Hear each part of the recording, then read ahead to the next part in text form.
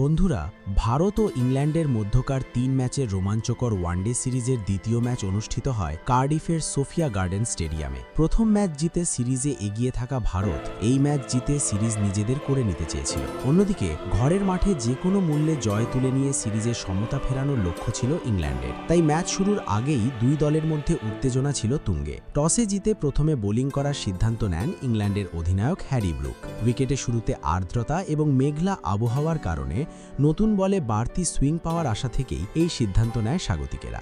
আর সেই পরিকল্পনা বাস্তবায়নে শুরু থেকেই আক্রমণে আসেন জোফরা আর্চার, গাস অ্যাটকিনসন ও সাকিব মাহমুদ। ৩ পেসারের গতির সঙ্গে সুইং মিলিয়ে ভারতের দুই ওপেনারকে শুরু থেকেই চাপে রাখার চেষ্টা করে ইংল্যান্ড। ভারতের হয়ে ইনিংস শুরু করতে নামেন অধিনায়ক শুভমান গিল ও অভিজ্ঞ ওপেনার রোহিত শর্মা। প্রথম কয়েক ওভারে দুজনই ঝুঁকি না নিয়ে ধৈর্য ধরে ব্যাটিং করেন। বল পুরনো হওয়ার সঙ্গে সঙ্গে আত্মবিশ্বাস বাড়তে থাকে দুই ব্যাটারে। রোহিত শর্মা নিজের স্বভাবসুলভ স্টাইলে কাভার ড্রাইভ, পুল ও ফ্লিক শটে একের পর এক দৃষ্টিনন্দন বাউন্ডারি হাঁকাতে থাকেন। অন্যদিকে শুভমান গিলও সময় নিয়ে ইনিংস গড়ে তুলছিলেন এবং স্ট্রাইক রোটেট করে রোহিতকে ভালো সঙ্গ দিচ্ছিলেন। ধীরে ধীরে ভারত ভালো অবস্থানে পৌঁছাতে শুরু করে এবং প্রথম উইকেটে ৪৪ রানের গুরুত্বপূর্ণ জুটি গড়ে ওঠে। তবে ইনিংসের অষ্টম ওভারে গাস অ্যাটকিনসনের নিখুঁত লেন্থের বলে ড্রাইভ করতে গিয়ে বেন ডাকেটের হাতে ক্যাচ তুলে দেন শুভমান গিল। ৩১ রান করে তার বিদায়ে ভারতের প্রথম ধাক্কা আসে। গিলের আউটের পর মাঠে নামেন বিরাট কোহলি। শুরু থেকেই দারুণ আত্মবিশ্বাস নিয়ে ব্যাটিং করতে দেখা যায় তাকে। রোহিত ও কোহলি মিলে দ্রুত ভারতের ইনিংস আবারও গুছিয়ে নেন। দুজন মিলে ৬০ রানের অসাধারণ জুটি গড়ে ইংল্যান্ডের বোলারদের চাপে ফেলেন। রোহিত শর্মা তখন বেশ স্বচ্ছন্দে খেলছিলেন এবং বড় ইনিংসের দিকেই এগোচ্ছিলেন। কিন্তু ১৮তম ওভারে উইল জ্যাক্সের বলে বড় শট খেলতে গিয়ে ২৬ রান করে ক্যাচ দিয়ে ফিরে যান তিনি। রোহিতের বিদায়ের পর ব্যাট করতে নেমে ঈশান কিষানও হতাশ করেন। মাত্র ১ রান করে দ্রুত আউট হয়ে গেলে ভারতের উপর আবারও চাপ বেড়ে যায়। এরপর অভিজ্ঞ বিরাট কোহলি ও শ্রেয়াস আইয়ার মিলে ইনিংস সামলানোর দায়িত্ব নেন।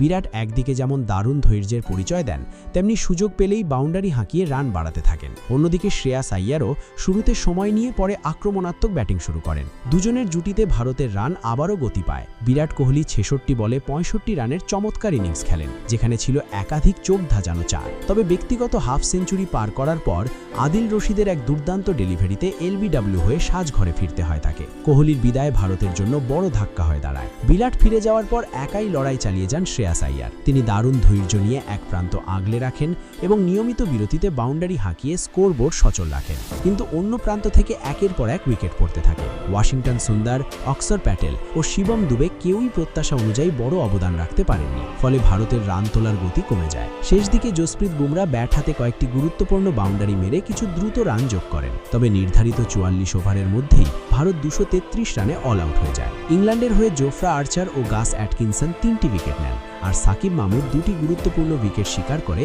ভারতের মিডল অর্ডারে বড় ধাক্কা দেন। ২৩৪ রানের লক্ষ্য তাড়া করতে নেমে শুরু থেকেই ভারতীয় বোলাররা ম্যাচে দারুণ প্রত্যাবর্তনের ইঙ্গিত দেন। প্রথম ওভারেই জসপ্রীত বুমরা দুর্দান্ত একটি ডেলিভারিতে বেন ডাকেটকে ফিরিয়ে দিয়ে ইংল্যান্ডকে বড় ধাক্কা দেন। এরপর প্রসিদ্ধ কৃষ্ণা জেকব বেথেলকে আউট করেন। মাত্র কয়েক রানের মধ্যেই ২ উইকেট হারিয়ে চাপে পড়ে যায় স্বাগতিকেরা। ভারতীয় খেলোয়াড়দের উচ্ছ্বাস দেখে তখন মনে হচ্ছিল ম্যাচ পুরোপুরি তাদের নিয়ন্ত্রণে চলে এসেছে। কিন্তু ঠিক সেই সময় অভিজ্ঞ জো রুট নিজের ক্লাস দেখাতে শুরু করেন। অধিনায়ক হ্যারি ব্রুককে নিয়ে তিনি ধীরে ধীরে ইনিংস গড়ে তুলতে থাকেন। দুজন ঝুঁকিহীন ক্রিকেট খেলে ভারতের বোলারদের হতাশ করতে থাকেন। যদিও গুরনুর ব্রার গুরুত্বপূর্ণ সময় হ্যারি ব্রুককে ফিরিয়ে দিয়ে আবারও ম্যাচে ভারতকে ফিরিয়ে আনেন। এরপর স্যাম কারানকে নিয়ে জো রুট আরেকটি কার্যকর জুটি করেন। শিবম দুবে স্যাম কারানকে আউট করলেও ইংল্যান্ডের ব্যাটিং ভেঙে পড়েনি, বরং উইল জ্যাক্স ক্রিজে এসে রুটকে দারুণ সমর্থন দেন।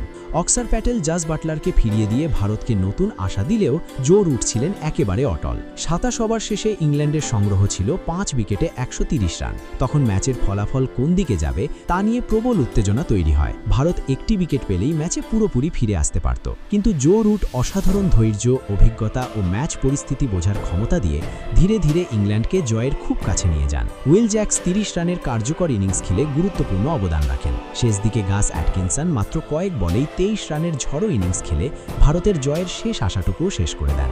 অবশেষে জো রুট ১৩৩ বলে অপরাজিত ৯৯ রানের অনবদ্য ইনিংস খেলে দলকে জয়ের বন্দরে পৌঁছে দেন। তার ইনিংসে ছিল ধৈর্য, দায়িত্ববোধ এবং প্রয়োজন অনুযায়ী আক্রমণ, যা ইংল্যান্ডের জয়ের মূল ভিত্তি হয়ে ওঠে। ৪৪.১ ওভারে ৫ উইকেট হাতে রেখেই ২৩৪ রানের লক্ষ্য অতিক্রম করে ইংল্যান্ড। এই জয়ের মাধ্যমে তারা শুধু ম্যাচই জয়নি, বরং ৩ ম্যাচের সিরিজে ১-১ সমতাও ফিরিয়ে এনেছে। ফলে সিরিজের ভাগ্য নির্ধারণ করবে শেষ ও তৃতীয় ওয়ানডে, যেখানে দুই দলই সিরিজ জয়ের লক্ষ্যে নিজেদের সেরাটা উজাড় করে দিতে মাঠে নামবে।